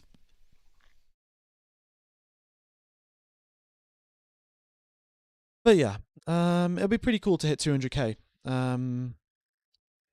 It's still very crazy to think about, to be honest. 200k people watching me, being subscribed to my channel, like that is wild. Fill me in on the first 20 minutes. Nothing all that surprising, really. The Red Bull is super undrivable, so Sonoda got eliminated. Hulkenberg had a lockup going through turn number 4, and hence made a mistake. Yeah, lost a bunch of lap time, got eliminated. Stroll had a skill issue. Same for Ocon, I think, just not enough pace, to be honest. And then we had Carlos Sainz. He also made a mistake. Albon was up in 5th position, Sainz down in 19th. So, yeah, some improvement required from those drivers. Sainz didn't have a great weekend out in Canada as well, getting eliminated. But hopefully he can bounce back. You know, Austria is a circuit where you can have loads of overtaking happen. There are 3 DRS zones. So yeah, there's not really that big of an issue to qualify at the back and just make your way through the field, because the DRS zones really do help you out. Lawson's perform is amazing, really. Lawson has been driving fantastically, and you know, he's really showing what he's made of. He, at the start of the season, had a terrible start to the season. Three races, basically just getting absolutely destroyed by Max Verstappen and the Red Bull car, in last position for the majority of the sessions and the races, and then ending up to perform pretty well now. So I would say it's been a really good recovery arc for Liam Lawson. Okay, folks, Q2 is underway. The time is ticking down, but as predicted, all of the drivers sat in the garage. They're going to wait till the end of the session, and then they're going to go out in the final couple of minutes. All right. Yeah, they've knocked out the grass fire finally. And yeah, we should be getting underway for some racing, ladies and gentlemen. Be sure to hit the like button, be sure to subscribe, and I look forward to seeing you guys for the race tomorrow.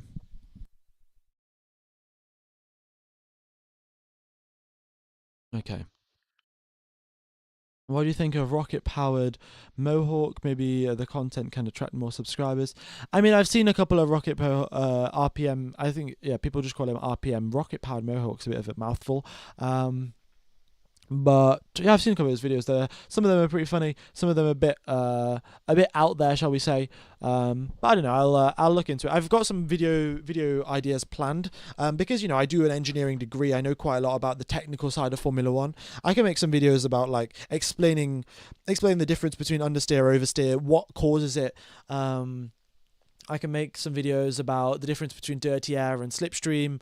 And then the other different stuff that I personally have knowledge on, because I do engineering. I'm sure a lot of you would be interested in sort of understanding why these Formula One cars are the fastest cars in the world.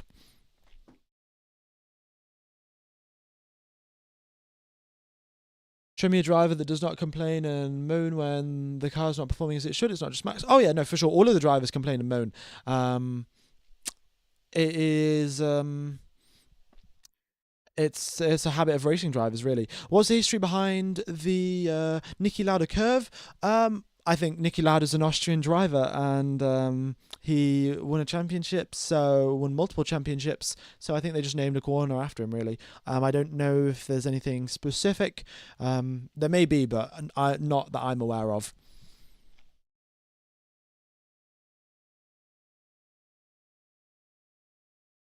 You were joking when you said the track was named after Steven Spielberg. Yes, I was joking when I said that's the name in the region in Austria called Spielberg was named after Steven Spielberg. That was a joke. I think sometimes it's a little hard to just hear over audio. Like if I was sort of saying it to you with a camera, it makes it pretty obvious. Like you can tell from my facial expressions. But over just audio, it's sometimes a little confusing.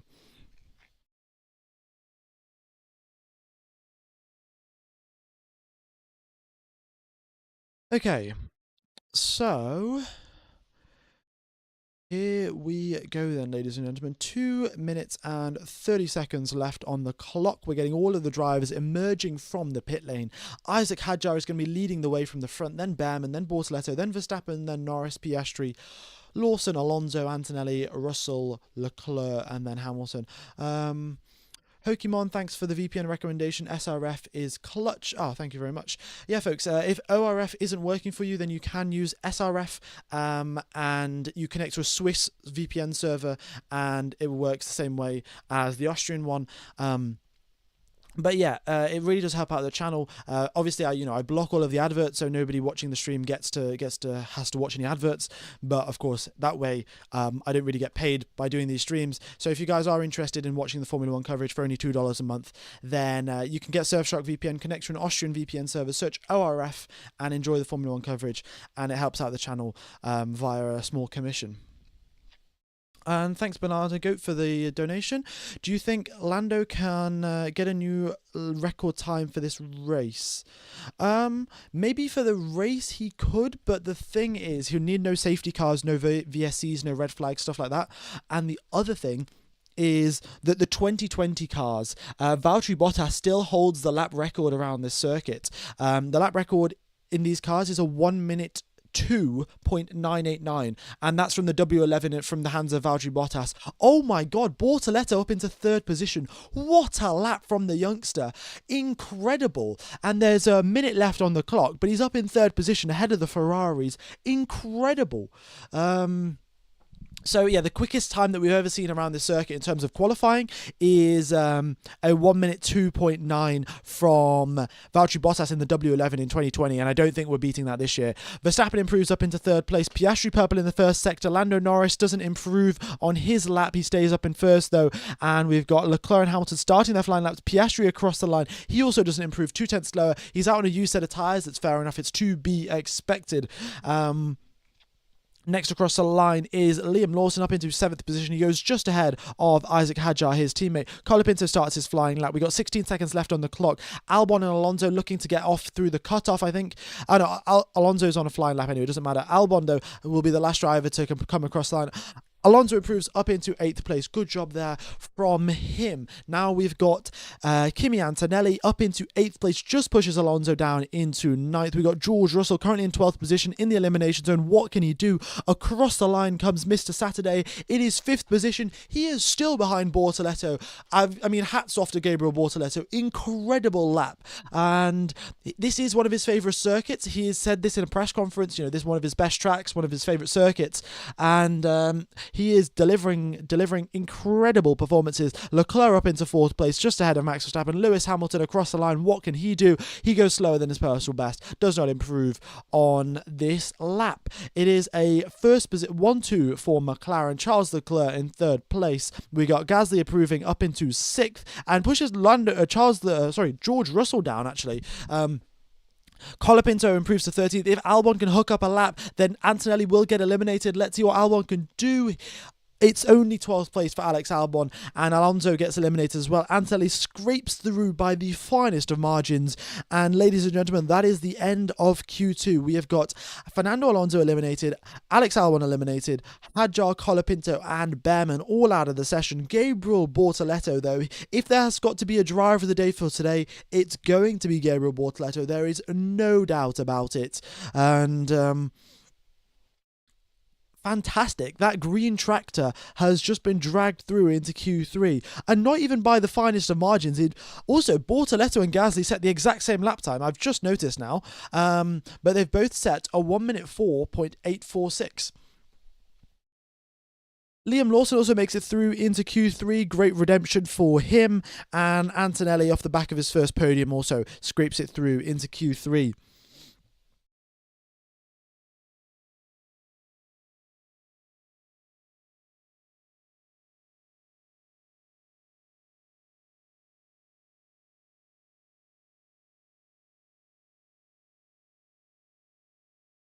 Okay.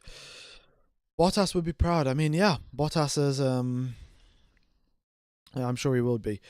Okay, what was I going to say? Oh yeah, let me put the timer up for Q3.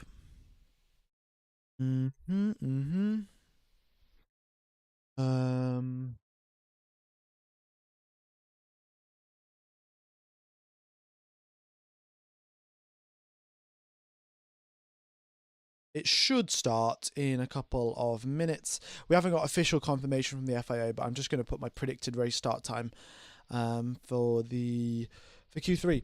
7 different cars in Q3. Indeed, it is a really good mix here in Austria. And this is what I'm saying, folks. The competition in Austria is always incredible. And tomorrow we're going to have 3 DRS zones to make overtakes possible. Like, anything can happen. Absolutely anything. If there's a safety car, if there's a yellow, if there's a VSC, a red flag, everything can be thrown up in the air. We could even get a surprise podium.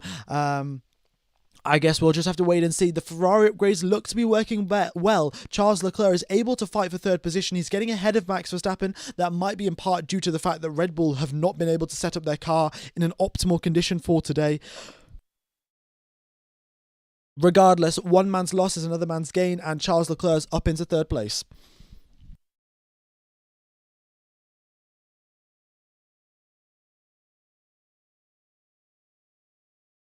All right. Yeah. 21,000 people watching the stream. Thanks everyone for tuning in. Hope you guys are enjoying the coverage. Look forward to commentating to you guys for the race tomorrow. It's going to be absolutely mega. All right. These yellow flags should get cleared up pretty quick. Norris needs to win pole in the race, or his championship gets hurt badly. Yeah, I mean, the points gap right now is 22 points. In fact, let me see. Is the championship points going to come up on the screen? No. Yeah, it's not available. But I can just read out the points to you for the championship. Give me a sec. All right. Yeah, so points championship, we've got 198 points for Oscar Piastri, 176 for Lando Norris. That's a 22-point gap between Lando Norris and Oscar Piastri, and Max Verstappen is 21 points behind Lando Norris. So a pretty close fight between these drivers. And you've got to consider we've got 15 races left of the season, or maybe 14 races. Either way, we've got a lot of races left. And yeah, anything can happen. And the main thing now is to be super duper consistent. That is the aim. All right. There we go. 3 minutes left on the clock. We've just got confirmation from the FIA. Q3 starts in 3 minutes' time, ladies and gents. Okay. No penalties. No one's got any grid penalties or engine penalties or anything like that. Most likely the qualifying positions today are going to be the ones that the drivers end up with.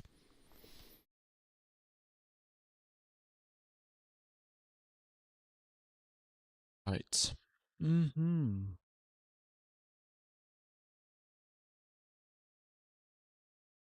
So here we go then, folks. Let me know, who do you think is going to be getting pole position? Is it going to be one of the... Oh, someone's under investigation for impeding. Leclerc versus Norris. Oh, no. No further investigation. No further investigation. Never mind. Yeah, the yellow flags have been cleared up, and it's going to be between Norris and Piastri. I mean, Norris has the upper hand. He, of course, scored his first podium here as well, actually, didn't he? In 2020, In 2020, he scored his first podium with McLaren at the Styrian Grand Prix. It might have been, it's definitely at this circuit, because I think Albon and Hamilton had a crash, and then there was a battle for a podium on or something. I can't remember. But either way, Norris has some pretty good memories around the circuit, and maybe he'll be able to get pole position. It might be Oscar Piastri. He has got 4 poles this season. Lando Norris only 2. Is that going to be equalised? Is that going to well, not equalised obviously. He can only get 1 pole today. But is Lando Norris going to close the gap, or is Piastri going to extend it, or are we going to get a new challenger emerging from the shadows, Charles Leclerc? That would be incredible if he could get pole position. He had a special lap going for him in Canada, and he made a mistake going through the middle sector. Maybe this lap, maybe this weekend he can put it all together. All right. Or is it going to be Gabriel Bortoleto? Is Gabriel Bortoleto going to stick it on pole position? I guess we'll just have to wait and see. Oh, there's a spider here. What the hell? I don't know where this has come from, but yeah. Anyway, never mind. 12 minutes left. Oh, no, sorry. 42 seconds left on the clock, and we'll have the drivers getting underway for quali very, very soon.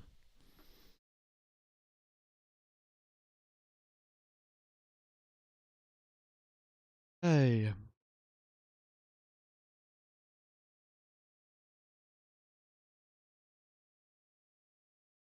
Here we go then. Yeah. I cannot wait to see. Look at the speed traps here. Oscar Piastri quickest through the speed traps. Verstappen, is he going to get a toe off Liam Lawson? You know, it wouldn't be... it's obviously not fair. It wouldn't be like Red Bull can't just get on the phone and just say, "Oh, Lawson, can you give Max a tow?" But is Lawson going to do that? Will RB just sort of help out the Red Bull team and send Liam Lawson out at a time where it's convenient for him to give Max Verstappen a tow? I think Lawson would do it. Lawson would give Max a tow, because that would get him in the good books of Helmut Marko, and any Red Bull driver really wants to get into the good books of Helmut Marko. Yuki hasn't made it through into Q3, so of course he can't really give him a tow.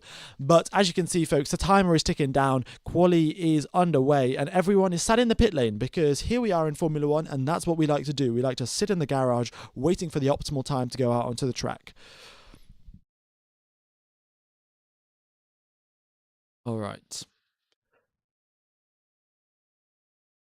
We know that Tsunoda's move to Red Bull was actually a reverse demotion. Yeah, I mean, it's definitely a demotion to move to Red Bull. If unless your name is Max Verstappen, it's definitely a demotion to move down. To move up to Red Bull, sorry, not move down to Red Bull.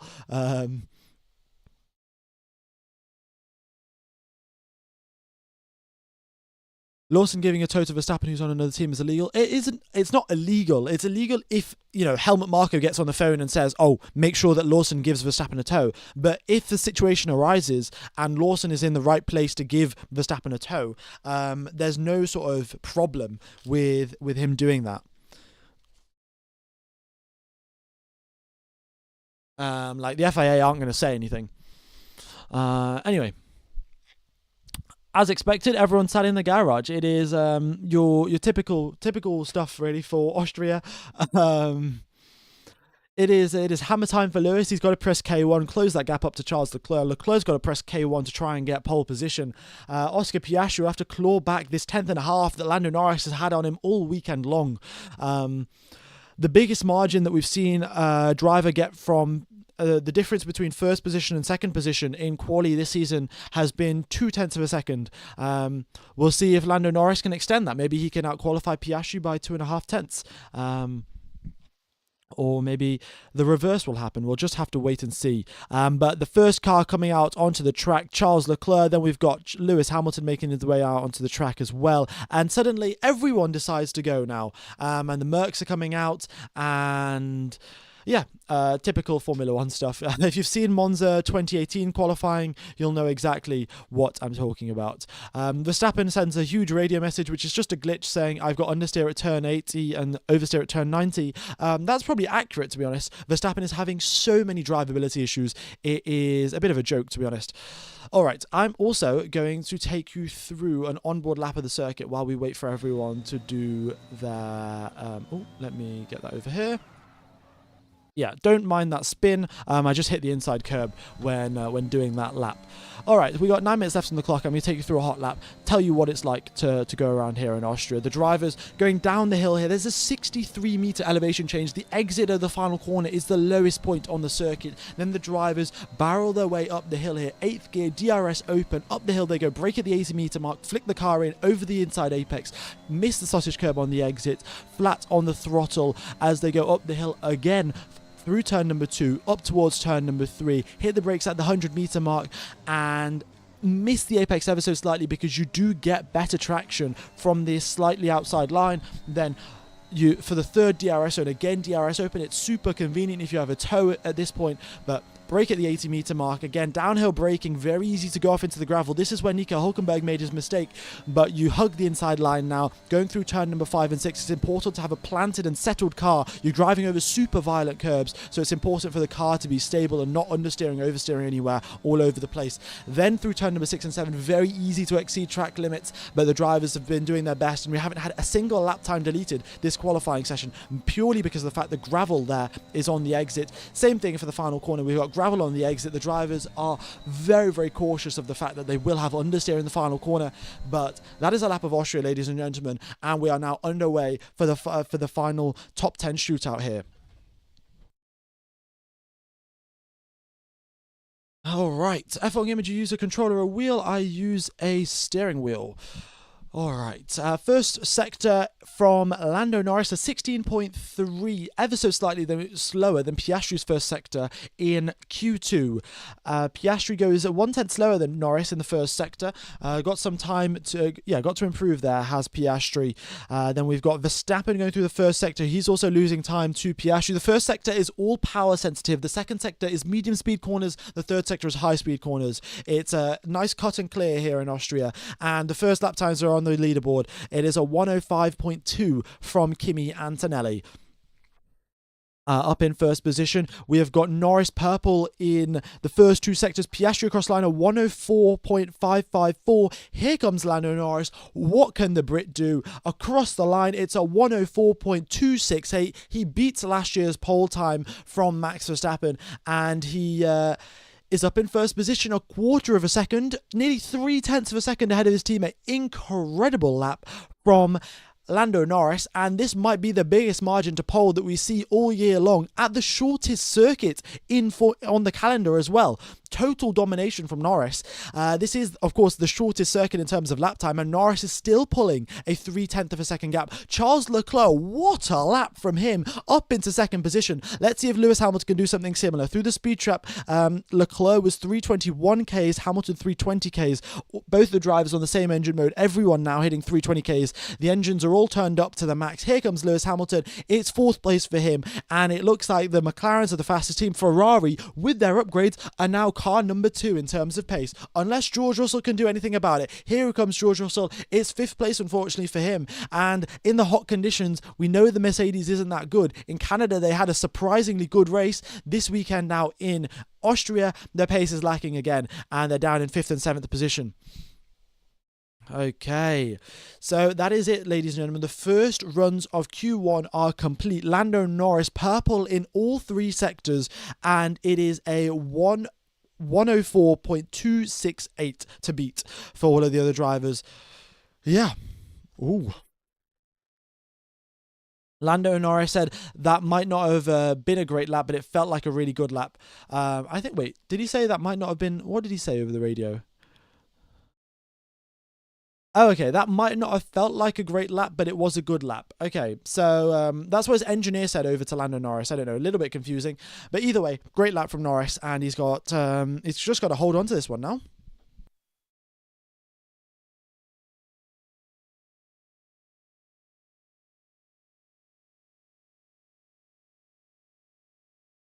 Oh yeah, they were on used tyres actually. Russell, Verstappen, Antonelli.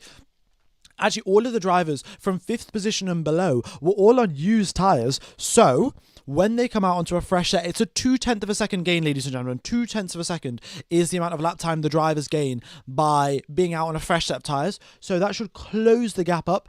And also, if you can get a good lap together, then maybe we'll have a different driver on pole position. F1 Gamer, how much is your racing sim? My racing sim is like £90, I think. I got it secondhand.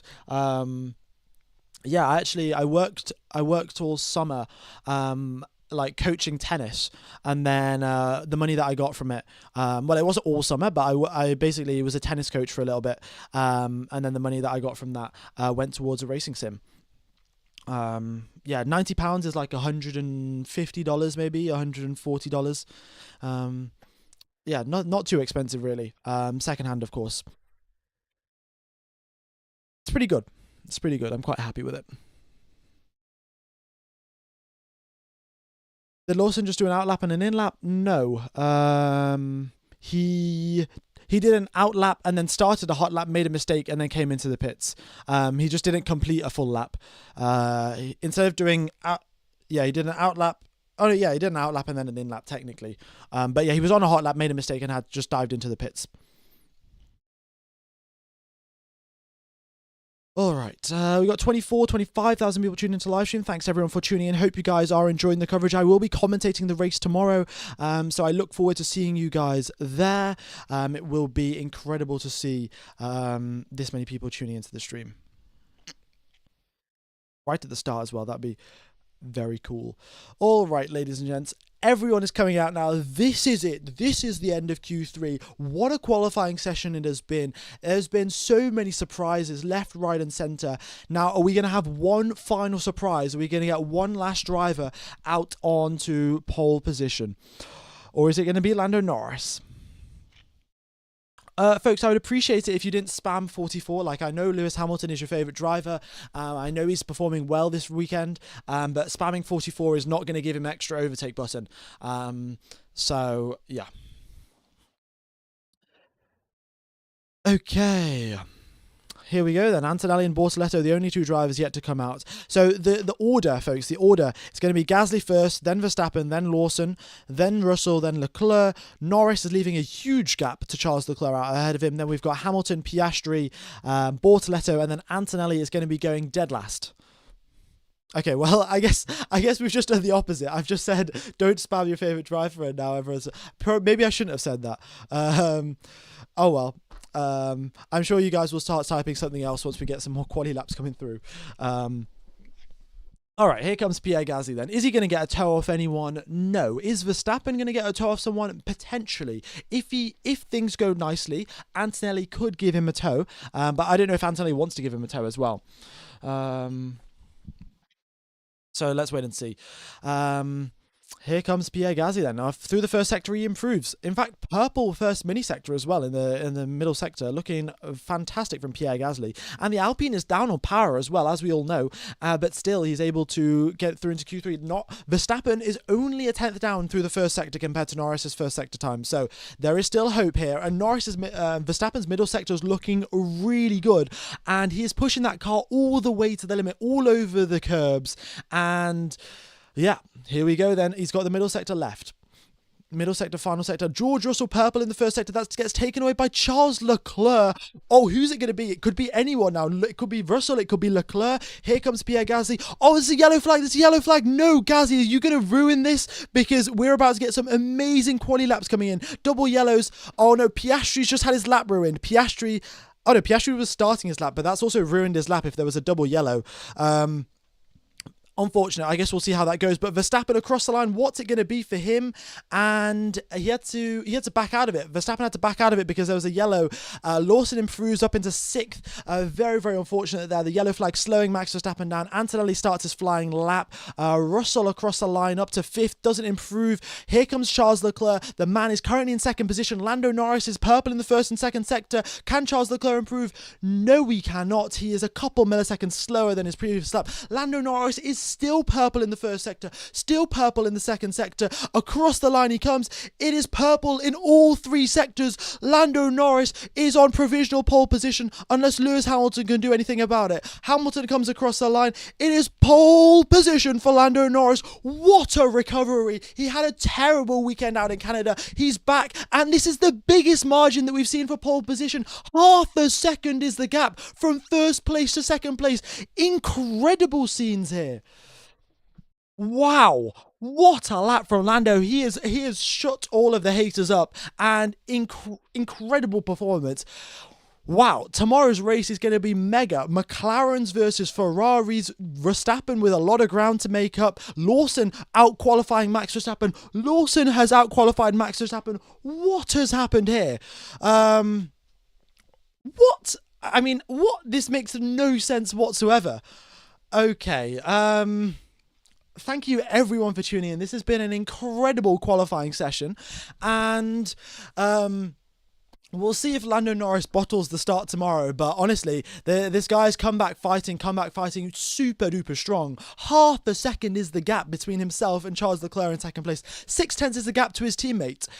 What a quali lap from Lando Norris. He's a man on a mission, and tomorrow he may go on to win that race, but we'll wait and see. There's 71 laps of racing around here in Austria tomorrow, and there's chances for safety cars, red flags, VSCs, so let's wait and see what happens. But I can tell you one thing, we are inside, we're in for some fantastic action.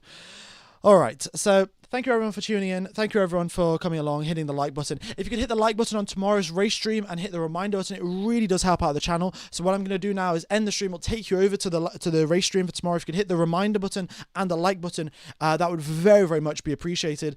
But that is all from me, ladies and gents. What a qualifying session this has been. And the race tomorrow is going to be even better. And I did predict Charles Leclerc in 2nd place. Leclerc put together a fantastic lap, and the Ferrari upgrades are working well. So yeah, thank you everyone for coming along, and I shall see you tomorrow for the race. It's going to be absolutely mega. Just hit the like button and the reminder button on tomorrow's stream. It really does help out the YouTube algorithm. Okie dokes, bye bye.